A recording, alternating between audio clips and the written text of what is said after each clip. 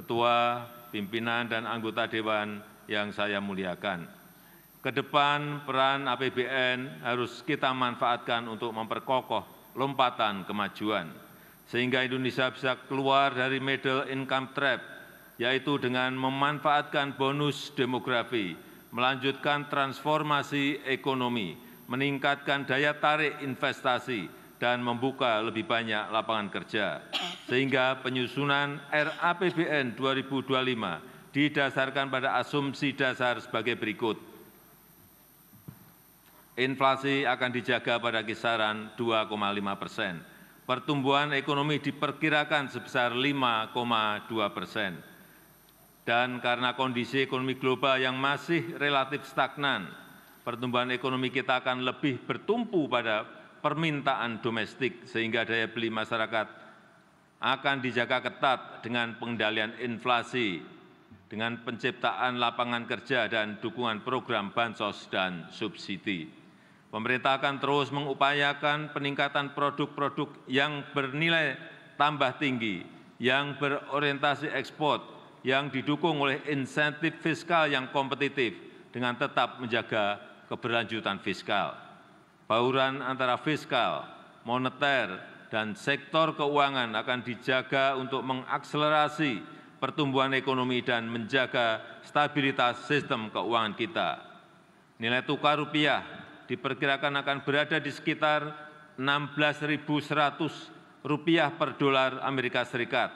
Suku bunga SBN 10 tahun berada di 7,1% dan pemerintah akan selalu responsif terhadap dinamika moneter dunia.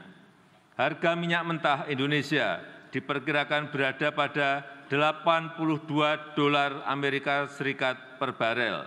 Lifting minyak diperkirakan mencapai 600.000 barel per hari dan gas bumi mencapai 1,005 juta barel setara minyak per hari. Ketua, pimpinan, dan anggota Dewan yang saya muliakan, arsitektur APBN 2025 adalah pilar penting untuk menjaga keberlanjutan melalui penguatan berbagai program unggulan yang berkesinambungan dari pemerintah sekarang ke pemerintah yang akan datang.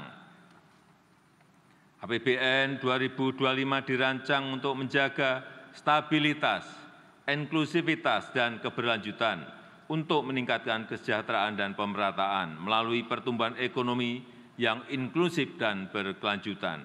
Kita harus terus melanjutkan reformasi struktural, menjaga kebijakan fiskal yang sehat dan kredibel, serta meningkatkan kolaborasi kebijakan fiskal, moneter, dan keuangan. Desain belanja dan pendapatan serta pembiayaan perlu dirancang fleksibel dengan menyediakan ruang fiskal untuk mengantisipasi ketidakpastian dan mendukung keberlanjutan pembangunan dalam transisi peralihan pemerintahan. Strategi kebijakan jangka pendek akan difokuskan untuk mengakselerasi pertumbuhan ekonomi, menguatkan kesejahteraan, dan pemerataan antar daerah. Makan bergizi gratis diarahkan untuk meningkatkan gizi anak, sekaligus memberdayakan UMKM dan meningkatkan ekonomi masyarakat kecil di daerah. Program makan bergizi gratis dilakukan secara bertahap, diselaraskan dengan kesiapan teknis dan kelembagaan, serta tata kelola yang akuntabel. Program percepatan renovasi sekolah untuk meningkatkan akses, kualitas, serta link and match pendidikan dengan dunia usaha, serta pembangunan sekolah unggulan dan ekosistem pendidikan yang kondusif juga akan dikembangkan. Dan untuk mendorong produktivitas, menjaga pasokan, dan keterjangkauan harga pangan diperlukan penguatan lumbung pangan dan jaringan irigasi. Serta untuk meningkatkan ekonomi masyarakat diperlukan peningkatan pembiayaan rumah murah untuk rakyat dan peningkatan permodalan bagi UMKM.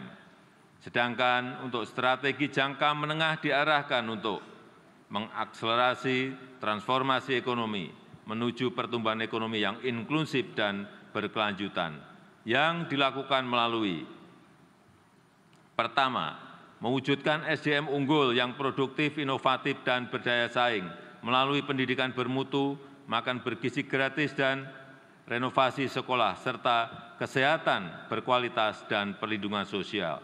Yang kedua, penguatan hilirisasi dan transformasi hijau untuk meningkatkan aktivitas ekonomi bernilai tambah tinggi yang rendah emisi dan berorientasi ekspor. Yang ketiga, meningkatkan inklusivitas dan berkeadilan untuk mewujudkan kesejahteraan yang merata untuk seluruh lapisan masyarakat di seluruh wilayah tanah air Indonesia. Keempat, melanjutkan pembangunan infrastruktur sebagai pendukung transformasi ekonomi, khususnya pembangunan infrastruktur di bidang pendidikan, pangan, energi, dan konektivitas. Kelima, pemantapan implementasi reformasi birokrasi dan penyederhanaan regulasi. Keenam, peningkatan ekonomi kreatif dan kewirausahaan melalui pemberdayaan dan peningkatan akses permodalan bagi UMKM.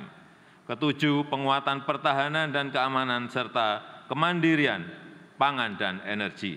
Yang kedelapan, penguatan nasionalisme, demokrasi, serta penghormatan dan penegakan hak asasi manusia. Ketua, pimpinan, dan anggota Dewan yang saya hormati, RAPBN 2025 juga menekankan pada optimalisasi pendapatan, belanja yang berkualitas, dan pembiayaan yang inovatif. Rasio perpajakan akan terus dioptimalkan untuk memperkuat ruang fiskal dengan tetap menjaga iklim investasi, keberlanjutan dunia usaha, dan melindungi daya beli masyarakat.